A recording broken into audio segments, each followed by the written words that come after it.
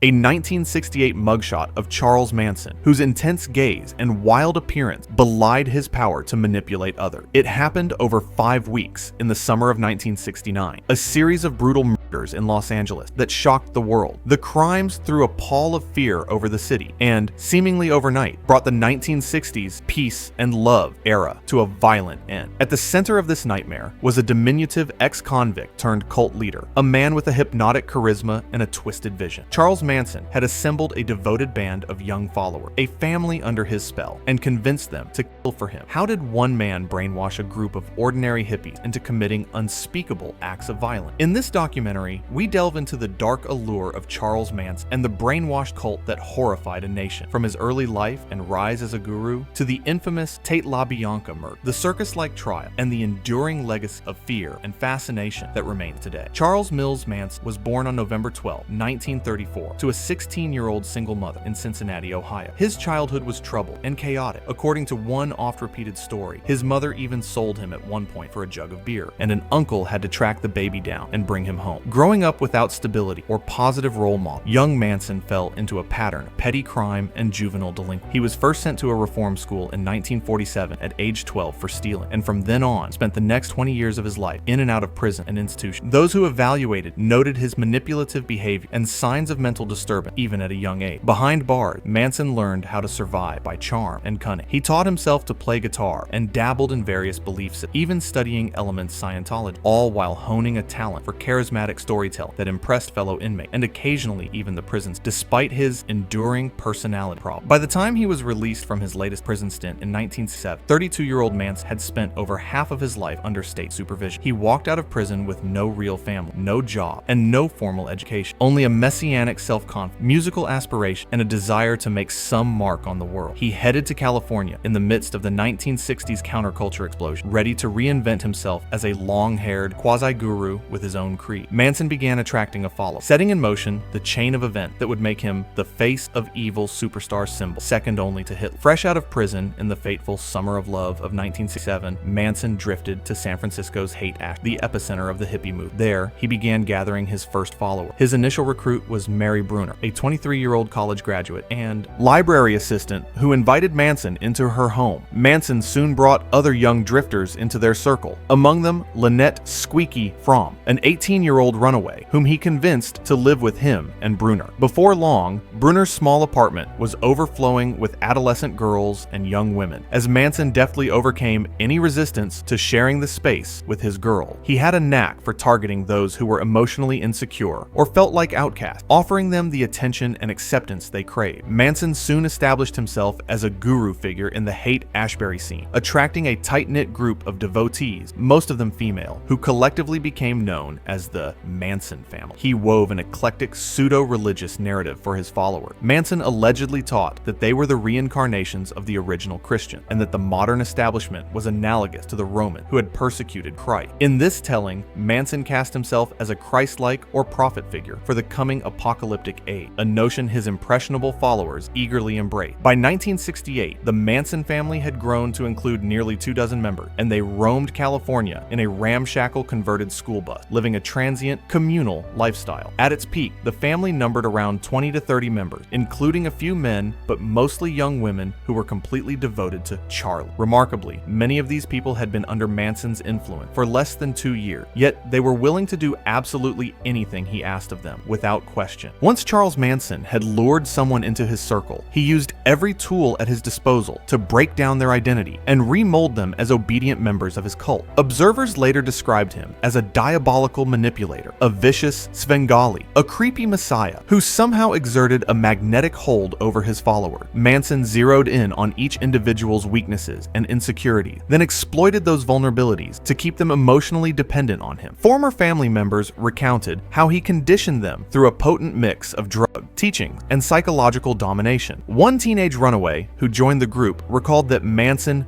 brainwashed her and others with a relentless regimen of sex, LSD trips, constant Bible Bible reading, and rambling lectures about revolution, all set to the soundtrack of the Beatles' White Album playing on repeat. Manson also controlled the group's environment to maximize his influence. He kept his followers isolated from outsiders at the ranch, cutting ties with their former lives and reinforcing the feeling that only Charlie and the family truly cared for them. He encouraged heavy use of hallucinogenic drugs like LSD as a means to erode his followers' sense of reality and self. Group acid trip sessions became a common ritual, but notably, Manson himself would often take a much smaller dose, or none at all, during these events, enabling him to stay lucid while his followers' minds were pliable. This was a deliberate tactic. He could plant suggestion and guide the drug-fueled conversation, subtly programming his followers' thought. Charlie's trip was to program us all to submit, family member Paul Watkins later testified. In addition to drugs, Manson pushed sexual boundaries as a control mechanism. He organized mandatory groups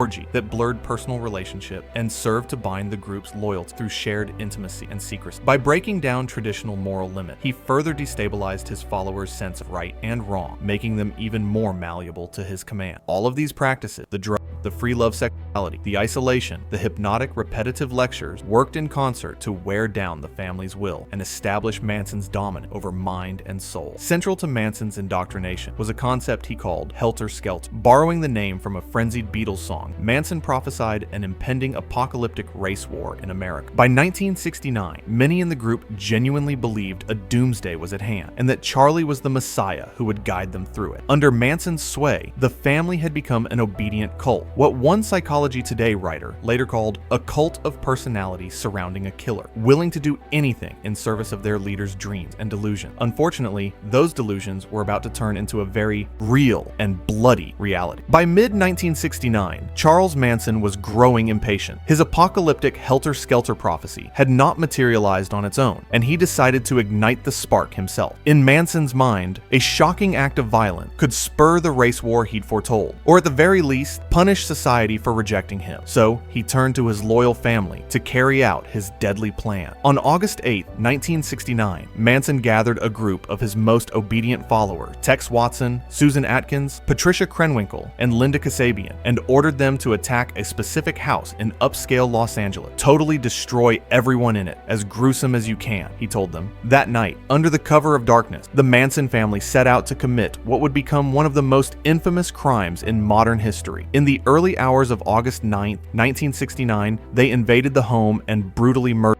5 people inside. The victims, all strangers to Manson's followers, included 26-year-old actress Sharon Tate, who was 8 months pregnant, along with her friends Jay Sebring, Abigail Folger, Wojciech Frykowski, and a visiting teenager named Stephen Parent. The killers showed no mercy. The scene they left behind was horrifying. The victims were stabbed and shot multiple times, and eerie messages were scrawled on the wall. The slaughter sent shockwaves through Hollywood and across the country. A city that had been basking in the late 60s glow of Woodstock and summer of love idealism now found itself paralyzed by fear, unable to comprehend how such senseless evil could erupt in its midst. Unbelievably, the terror was not over. The very next night, August 10, 1969, Manson orchestrated a second attack. This time, he allegedly accompanied his followers to ensure the job was done to his satisfaction. The target was the Los Feliz residence of Lino and Rosemary LaBianca, a wealthy supermarket executive, and his wife, chosen at random in a neighborhood Manson had cruised before. In the early morning hours of August 10th, the Manson family struck again, tying up the LaBiancas and savagely murdering the couple in their own home. Once again, cryptic words were left written at the crime scene, further fueling public panic. These 2 nights of mayhem, the Tate murders